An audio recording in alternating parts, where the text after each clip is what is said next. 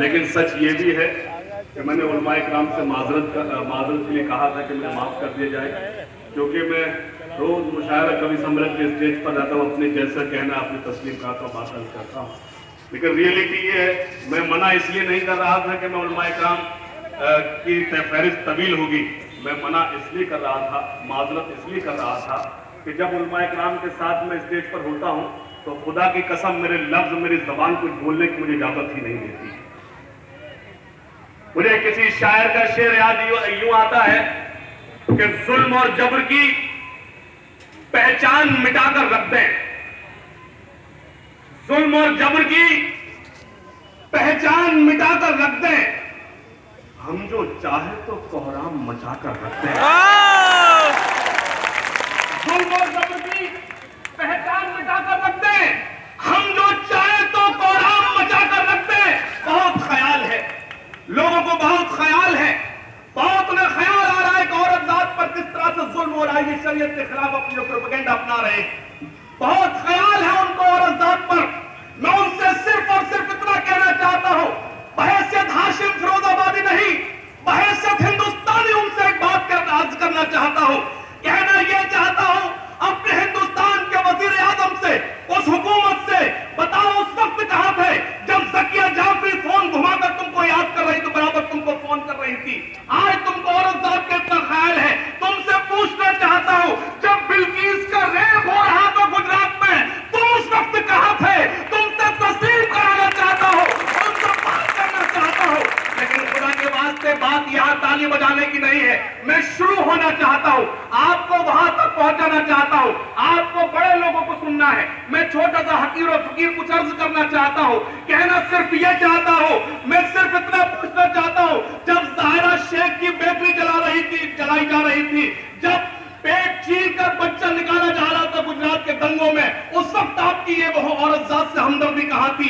पूछना यह चाहता हूं, जब कौसर बी पर जुल्म हो रहे थे, उस वक्त आपकी औरत जात से हमदर्दी कहां थी? लेकिन सवाल यहां यह होता है, संजीदा मैं आपको यहां करना चाहता हूं, आपको यहां जोड़ना चाहता हूं।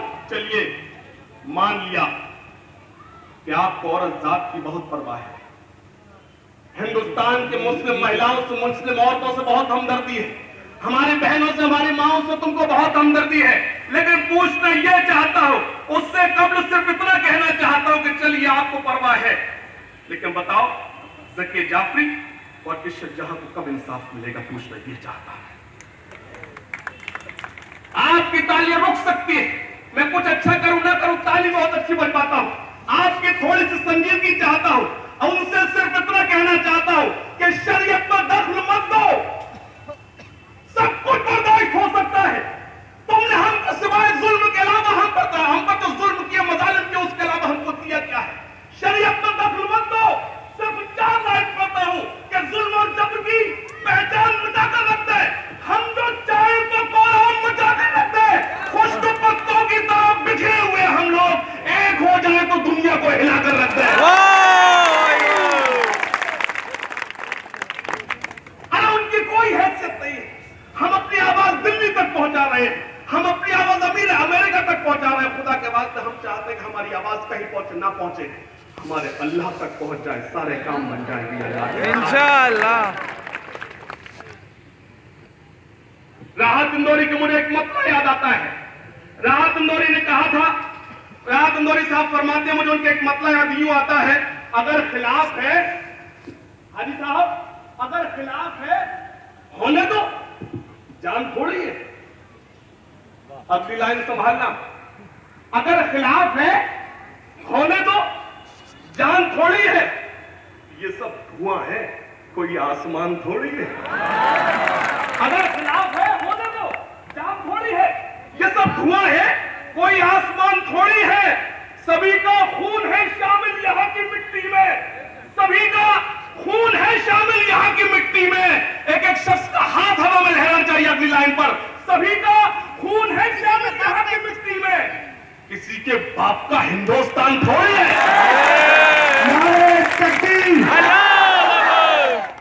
सभी का खून है शामिल हमारे यहां की मिट्टी में, किसी के बाप का हिंदुस्तान थोड़ी है, हमको हिंदुस्तानी होने का सबूत पेश करना पड़ता है। अरे तुम होते कौन हो? तुम खुद 2 नंबर के लोग, तुम खुद 2 नंबर के लोग हो। जब से उस चाय वाले के अच्छे दिन आए हैं 20 करोड़ मुसलमानों को दिन खराब कर दिए उसने।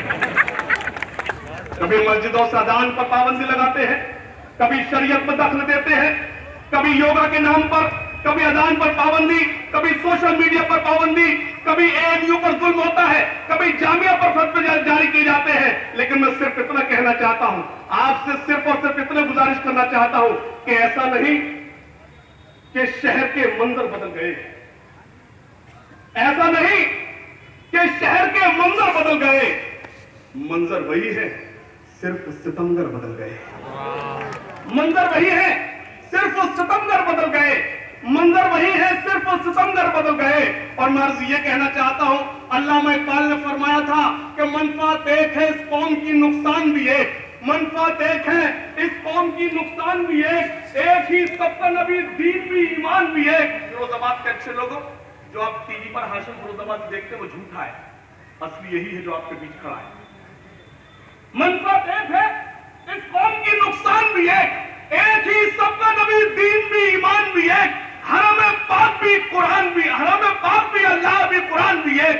क्या बड़ी बात के होते जो मुसलमान भी एक। सिर्फ 2 शेर पढ़ने की इजाजत जिसके लिए मुझे हुक्म दिया है, फिर मैं अपनी जगह लेता हूं। हो सकता है ये मेरा शेर मसला आप तक पहुंचा हो, लेकिन मेरा इस वक्त मेरी जरूरत है वो आप सबको शरीक करता हूं। और मैं खुशनसीब हूं, सदर जलसा मौजूद है, मुफ्ती साहब मेरे बहुत ही करम फरमा यहां मौजूद है। एक मतलब पढ़ता हूं और आपसे इजाजत मांगता हूं, इजाजत है। अगली लाइन अगर आपके दिल के किसी कोने को छू जाए तो कोई खामोश ना बैठे, आने वाले मुकर्रर के एक माहौल बनाए। पेश करता हूं। बस खुदा का भरोसा है मुझको, बोलो सुभान अल्लाह। खुदा पर भरोसा और इतनी खामोशी के साथ सुभान अल्लाह। बस खुदा का भरोसा है मुझको और किसी की जरूरत नहीं है। अगली लाइन आपकी मैं चाहता हूं कहीं पहुंचे ना पहुंचे, डीएम साहब तक जरूर पहुंच जाए। पेश करता हूं। बस खुदा का भरोसा है मुझको और किसी की जरूरत नहीं है। बस खुदा का भरोसा है मुझको। खुदा के वास्ते झूठी तारीफ मत करना, अगर मेरी अगली लाइन झूठी हो तो सब सन्नाटे में सुनना। बस खुदा का भरोसा है मुझको और किसी की जरूरत नहीं है। उसके सजदों से जो मुझको रोके ऐसी कोई हुकूमत नहीं है।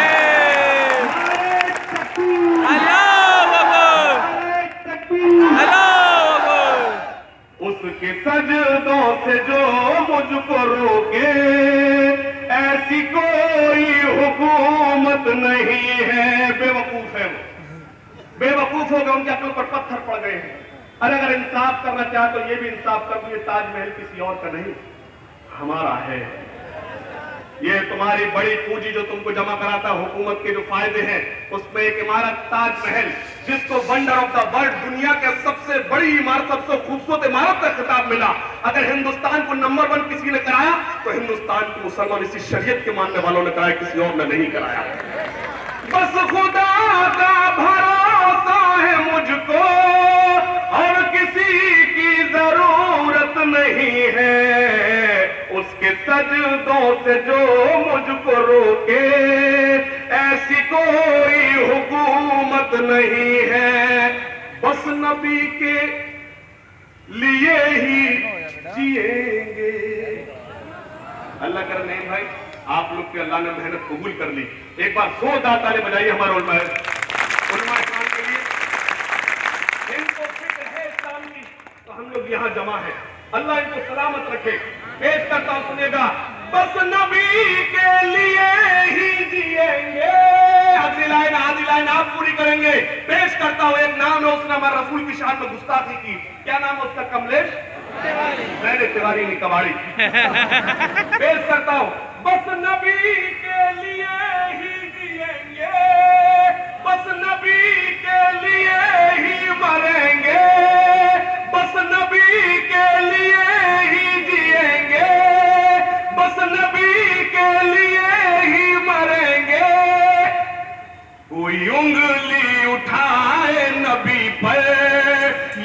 किसी को इजाजत नहीं